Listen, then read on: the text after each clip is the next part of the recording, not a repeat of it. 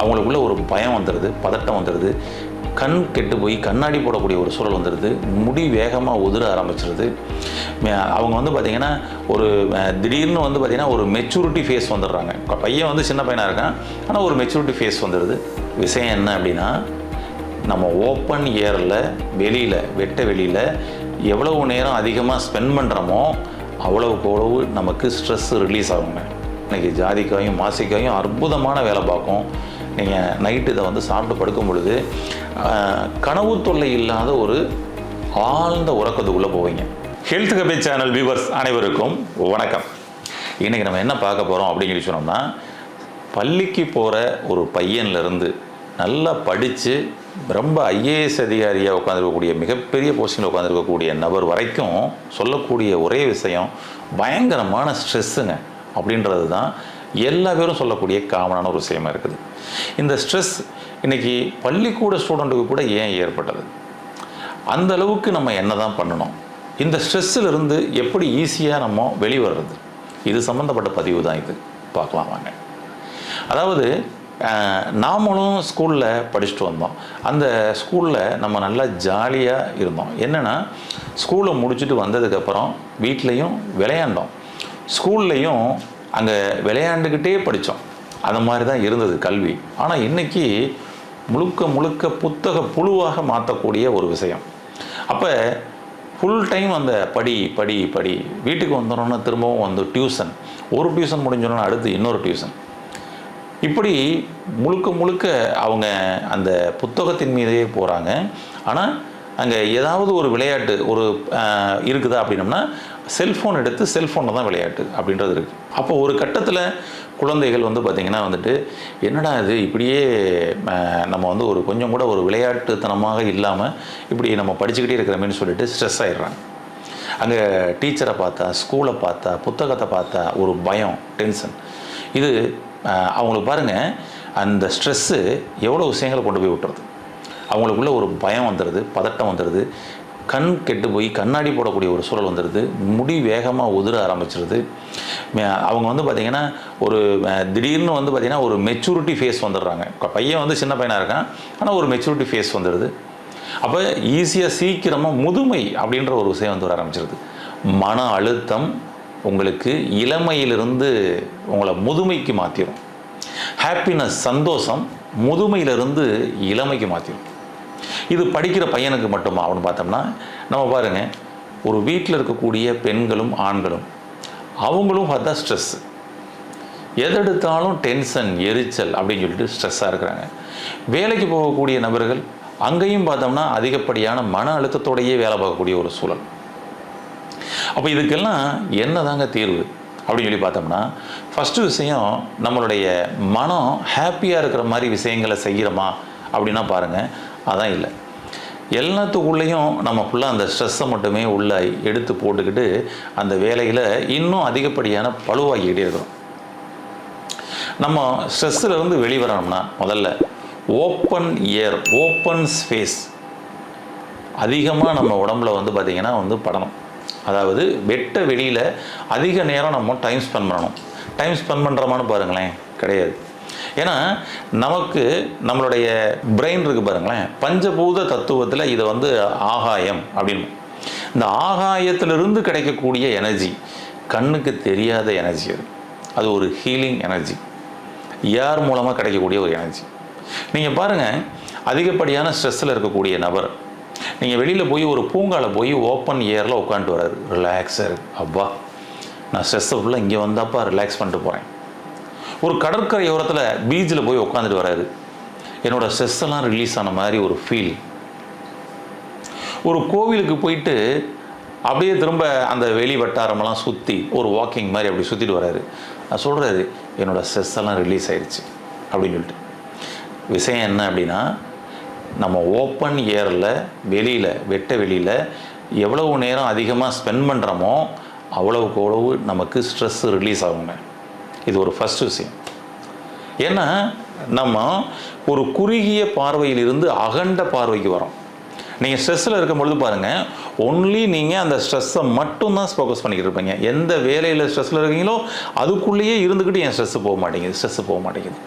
எந்த ஒரு குடும்பத்துக்குள்ளே உள்ள ஒரு பிரச்சனை, கணவனுக்கு மனைவியினால் பிரச்சனை, மனைவிக்கு கணவனால் பிரச்சனை, இப்படிலாம் மருமகளுக்கு மாமியார்னால பிரச்சனை, இப்படிலாம் இருக்குன்னு வச்சுங்களேன். நம்ம என்ன பண்ணிக்கணும்னா ஒன்லி அங்கே மட்டுமே தான் ஃபோக்கஸ் பண்ணிக்கிட்டு இருக்கிறோம். அவங்க மேலே தான் ப்ராப்ளம், அவங்கனால தான் இப்படி அப்படின்னு சொல்லி அங்கே மட்டுமே தான் ஃபோக்கஸ் பண்ணிக்கிட்டு இருக்கிறோம். ஆனால் நீங்கள் வெளியில் போயிட்டு ஓப்பன் ஏரில் ஓப்பன் ஸ்பேஸில் போகும்பொழுது பார்த்தீங்கன்னா வெளியில் நடக்கக்கூடிய பல விஷயங்களை நீங்கள் வந்து பார்க்க ஆரம்பிக்கிறீங்க. அங்கே இருக்கக்கூடிய நேச்சுரலை நீங்கள் ரசிக்க ஆரம்பிக்கிறீங்க.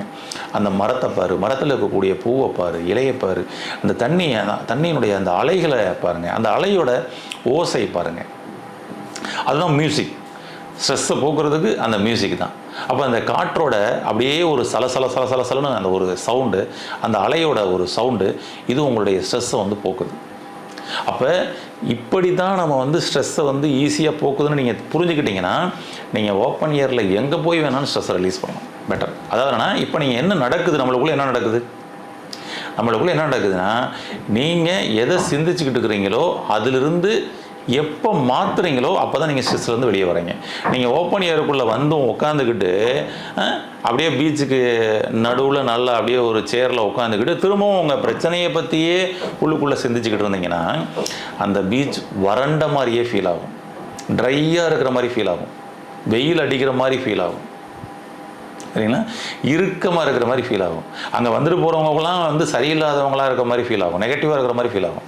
ஆனால் அதை தூக்கி போட்டு அங்கே உள்ள விஷயங்களை ரசிக்க ஆரம்பிச்சிங்கன்னா, ஹாப்பினஸ்குள்ளே போனீங்கன்னா வந்தவங்கெல்லாம் நமக்காகவே ஏதோ பாடத்தை கற்றுக் கொடுக்கறதுக்காகவே வந்தவங்க மாதிரியே தெரியும்.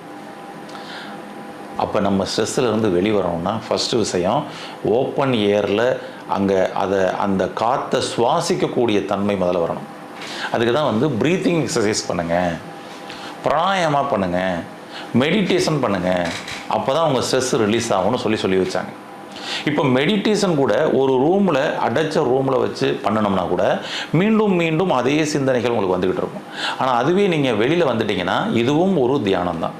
நீங்கள் அந்த உள்நோக்கு தியானத்துக்கு பதில் இந்த வெளியில் உள்ள பல விஷயங்களில் நல்ல பாசிட்டிவான விஷயங்களை உள்ளே கொண்டு போகிறீங்கல்ல, அப்போ தான் அந்த நெகட்டிவான விஷயம் தேவையில்லாத பதிவுகள் வெளியேறும். எப்போவுமே நம்ம உடம்புக்குள்ளே நம்ம மனதுக்குள்ளே இருக்கக்கூடிய ஸ்ட்ரெஸ்ஸை வெளியேற்றணும்னா அந்த ஸ்ட்ரெஸ்ஸை வெளியே போயிருன்னு சொல்லிட்டு ஸ்ட்ரெஸ்ஸை வெளியேற்ற முடியாதுங்க.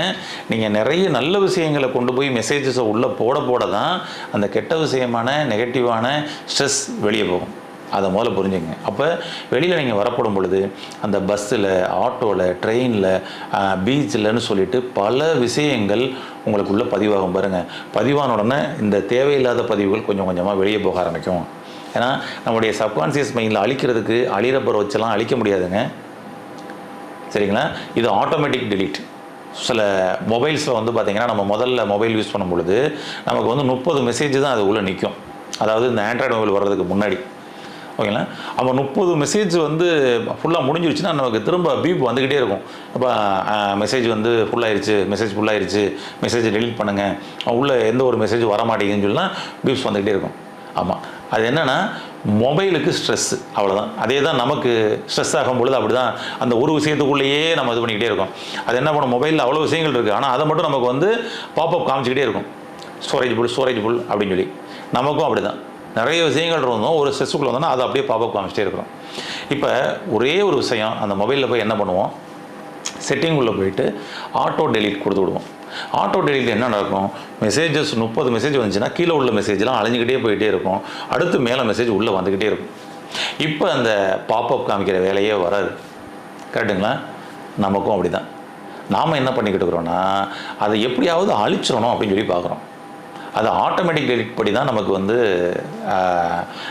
நம்மளுடைய மேனுஃபேக்சரிங் யூனிட் அப்படி இருக்குது, நம்ம பாடியோட யூனிட் அப்படி வச்சுக்கோங்க. அப்போ ஆட்டோமேட்டிக் டெலிட் ஆகிற ஒரு விஷயத்தில் கூட நாம் போய் அந்த விஷயத்தை எடுத்து முன்னாடி டெலிட் பண்ணாமல் சிந்திச்சுக்கிட்டே இருக்கிறோம். அப்போ என்ன நடக்குதுன்னா மெசேஜஸ் ஃபுல்லாக வந்து ஸ்ட்ரெஸ் மெசேஜாக உள்ளே வந்து ஸ்டோரேஜ் ஆகிட்டே இருக்குது. இந்த இடத்துல நம்ம பண்ண வேண்டிய விஷயமே என்னென்னா, அப்போ நல்ல விஷயங்கள், பாசிட்டிவான விஷயங்கள், நல்ல சம்பவங்கள் நடந்ததை நம்ம கொண்டு போய் மேலே பதிவு பண்ணோம்னா ஆட்டோமேட்டிக்காக அந்த கீழே உள்ள தேவையில்லாத ஸ்ட்ரெஸ் வெளியே போவோங்க. ஃபஸ்ட்டு விஷயம் அதுதான். அடுத்தது சரியான புரிதல். சரிங்களா? ஆமாம். அதாவது நம்மை சுற்றி நடப்பவை அனைத்திற்கும் நாமே காரணம் அப்படின்ற சரியான புரிதல் வந்துடுச்சு அப்படின்னு சொல்லி சொன்னோம்னா ஆட்டோமேட்டிக்காக அந்த ஸ்ட்ரெஸ்லேருந்து வெளியே வந்துடலாம். அதுதான் இன்றைக்கி நிறைய பேருக்கு இல்லை. எல்லா பேரும் என்ன பண்ணிக்கிட்டு இருக்கோம்னா மற்றவர்களை குறை சொல்லிக்கிட்டு இருக்கிறோம், மற்றவர்கள் மீது தான் பழியை சுமத்திக்கிட்டு இருக்கிறோம். அதனால தான் நம்மளுக்குள்ள ஸ்ட்ரெஸ் ஏற்படுது. ஓகேங்களா? அதற்கு காரணகர்த்தா நாமன்னு சொல்லி நினச்சிட்டோம்னா ஸ்ட்ரெஸ்ஸுக்குள்ளேயே மாட்டிக்கிற மாட்டோம். ரைட். இதை எல்லாத்தையும் தாண்டி இந்த ஸ்ட்ரெஸ்ஸை ரிலீஸ் பண்ணுறதுக்கு ஏதாவது மருந்து இருக்காங்க அப்படின்னு சொல்லிட்டு இன்றைக்கி நிறைய நம்மளுடைய சிகிச்சை மையத்துக்கு வரக்கூடியவங்க இப்படி நிறைய அட்வைஸ் சொன்னாலும் அதுக்கப்புறமும் ஒரு மெடிசன் இருக்குதாங்க, இதுக்கு ஏதாவது சொல்யூஷன் இருக்கான்னு கேட்பாங்க. நிச்சயமாக அது நம்ம சுவாச இயற்கை மருத்துவமனையில் இருக்கக்கூடிய நம்மளுடைய ஆயுர்வேத மருத்துவர்கள், சித்த மருத்துவர்கள் இவங்க எல்லாம் வந்து பார்த்திங்கன்னா வந்து இதற்கான டிப்ஸையும் கொடுத்து சிகிச்சையும் கொடுத்து சில மெடிசனும் கொடுப்பாங்க. உங்களுக்கு ஈஸியாக ஒரு ஹோம் ரெமெடியாக வீட்டிலையே இந்த ஸ்ட்ரெஸ்ஸை ரிலீஸ் பண்ணுறதுக்கு ஈஸியாக ஒரு மருந்து சொல்கிறேன், ட்ரை பண்ணி பாருங்கள், அருமையாக இருக்கும். என்ன அப்படின்னம்னா ஜாதிக்காய், இந்த ஜாதிக்காய் பவுடர் கிடைக்கும். ஜாதிக்காய் பவுடர் வாங்கிக்கோங்க. அதுக்கப்புறம் வந்து மாசிக்காய் பவுடர் வாங்கிக்கோங்க. இந்த மாசிக்காய் பவுடரும் ஜாதிக்காய் பவுடரும் ஒரு ஈக்குவல் ரேஷியோவில் மிக்ஸ் பண்ணி ஒரு டப்பாவில் போட்டு வச்சுங்க. அதாவது இது ஒரு 50 கிராம், இது ஒரு 50 கிராம், அது மாதிரி வந்து எடுத்து மிக்ஸ் பண்ணி ஒரு டப்பாவில் போட்டு நல்லா ஷேக் பண்ணி ரெண்டையும் கலந்து வச்சுக்கோங்க. அடுத்தது இதை வந்து டெய்லி நைட்டு தூங்க போகிறதுக்கு முன்னாடி ஒரு டம்ளர் வெதுவெதுப்பான தண்ணியில், ஏன்னா இதில் வந்து ஒரு அரை ஸ்பூன் சாப்பிட்டா கூட போதும். அரை ஸ்பூனும் உங்களுக்கு பத்தலை அப்படின்னா நீங்கள் 3/4 ஸ்பூன் 1 ஸ்பூன் கூட எடுத்துக்கலாம், தப்பு கிடையாது. ஏன்னா இதை வந்து ஒரு தூங்க போகிறதுக்கு முன்னாடி ஒரு டம்ளர் தண்ணியில் ஒரு 1/2 ஸ்பூன்லேருந்து 1 ஸ்பூன் வரைக்கும் நமக்கு தேவைக்கு தகுந்தார் போல் எடுத்துகிட்டு கலந்துட்டு சாப்பிட்ருங்க. இதுக்கப்புறம் தூங்க போங்க. இங்கே ஒரு பெரிய மேஜிக்கே நடக்கும். நீங்கள் ஆழ்ந்த தூக்கத்துக்கு போவீங்க, டீப் ஸ்லீப் போவீங்க. ஏன்னா அந்த ஸ்ட்ரெஸ்ஸை தூக்கத்தில் தான் அழிக்க முடியும். நீங்கள் ஸ்ட்ரெஸ் இருக்கும்போது பாருங்கள் தூங்க முடியாது. தூக்கம் இல்லைன்னா ஸ்ட்ரெஸ் வந்துடும், ஆனால் ஸ்ட்ரெஸ் இருக்கிறதுனால தான் தூங்க முடியலை. அதான் ரியல். அதுக்கு இதை ரொம்ப அருமையாக ரிலீஸ் பண்ணி கொடுக்குங்க. இன்றைக்கி ஜாதிக்காயும் மாசிக்காயும் அற்புதமான வேலை பார்க்கும். நீங்கள் நைட்டு இதை வந்து சாப்பிட்டு படுக்கும் பொழுது கனவு தொல்லை இல்லாத ஒரு ஆழ்ந்த உறக்கத்துக்குள்ளே போவீங்க. இல்லைனா எல்லாம் படுத்திருக்கும் பொழுது ஃபுல்லாக படம் ஓடிட்டே இருக்கும் பாருங்கள், அந்த படம் ஓடாமல் அது போகும். பட் 1 or 2 days ஆகும். அதுக்கு உடனே ஒரே நாள்லேயே சில பேருக்கு வந்துடும், ஒரு சில பேருக்கு 1 or 2 days ஆகும். ஓகேங்களா? ட்ரை பண்ணி பாருங்கள். காலையில் எழுந்திரிச்சிங்கன்னா தலையெல்லாம் கனமாக இருக்கும்ல, இப்போ ஃப்ரீயாக இருக்கும், லேஸாக இருக்கும். அதான் அந்த மேஜிக் பண்ணும். ஏன்னா நீங்கள் பாருங்கள், நம்ம நல்ல மனநிலையில் இருக்கப்படும் பொழுது தலைன்னு ஒன்று இருக்குன்றதே நமக்கு தெரியாது. ஆனால் யாரோ ஒருத்தவங்க நம்மளுக்கு கடுப்பை திருப்பிட்டாங்கன்னு வச்சுங்க, நீங்கள் ஸ்ட்ரெஸ்ஸுக்குள்ளாயிட்டுன்னு வச்சுங்க, தலையெல்லாம் கனமாக தலைக்கு மேலே ஒரு பெரிய 100 கிலோ வெயிட்டை தூக்கி வச்சுருக்கிற மாதிரி வந்து தலையெல்லாம் கனமாயிரும். இதை நீங்கள் எடுக்கப்படும் பொழுது காலையில் தலையெல்லாம் ஃப்ரீயாக இருக்கிற மாதிரி, வலி எதுவும் இல்லாமல் லேசாயிருங்க. உங்கள் மனம் லேசாயிரும், அதனால் உடல் லேசாயிரும். இதை நீங்கள் தினந்தோறும் இரவு நீங்கள் எடுத்துக்கிட்டே வந்தீங்க அப்படின்னா எவ்வளோ நாளுங்க எடுக்கணும்னா ஒரு 15 days எடுங்க போதும். 15 நாள் எடுத்துட்டிங்கன்னா அதுக்கப்புறம் வந்து நீங்கள் ஸ்ட்ரெஸ்ஸுலேருந்து நிச்சயமாக வெளியே வந்திருப்பீங்க. ஒருவேளை அப்படி இன்னும் கொஞ்சம் இருக்குதுங்க அப்படின்ற மாதிரி ஃபீல் ஆச்சுன்னா ஒரு வாரம் கேப் போட்டுருங்க. அதுக்கப்புறம் நீங்கள் திரும்பவும் 15 நாள் எடுக்கலாம். பெட்டராக இருக்கும், ரொம்ப அருமையாக இருக்கும். ஆனால் என்ன தான் நீங்கள் மருந்து எடுத்தாலும் நான் ஏற்கனவே சொன்ன விஷயங்கள் இதை அழிக்கணும்னா பல புதிய பதிவுகளை கொண்டு போய் பதிவு பண்ணணும், புதிய நண்பர்களை சந்திங்க, புதிய பிளேசஸுக்கு போங்க, புது விஷயத்தின் மீது கவனம் செலுத்துங்க. அப்போ தான் உங்களுடைய ஸ்ட்ரெஸ்லேருந்து வெளியே வர முடியுங்க. இல்லைனா நீங்கள் அதுக்குள்ளேயே அடைஞ்சு கிடந்தீங்கன்னா முடியாதுங்க. இதிலிருந்து மட்டும் நீங்கள் மாற்றத்தை கொண்டு வந்தீங்கன்னா உங்களுடைய வாழ்க்கையில் மிகப்பெரிய மாற்றம் நடக்கும். வாழ்த்துக்கள். நன்றி. இந்த வீடியோ உங்களுக்கு பிடிச்சிருந்தா லைக் பண்ணுங்க, ஷேர் பண்ணுங்க, கமெண்ட் பண்ணுங்க. மறக்காம ஹெல்த் கஃபே தமிழ் சேனலை சப்ஸ்கிரைப் பண்ணிட்டு பெல் பட்டனை கிளிக் பண்ணிடுங்க.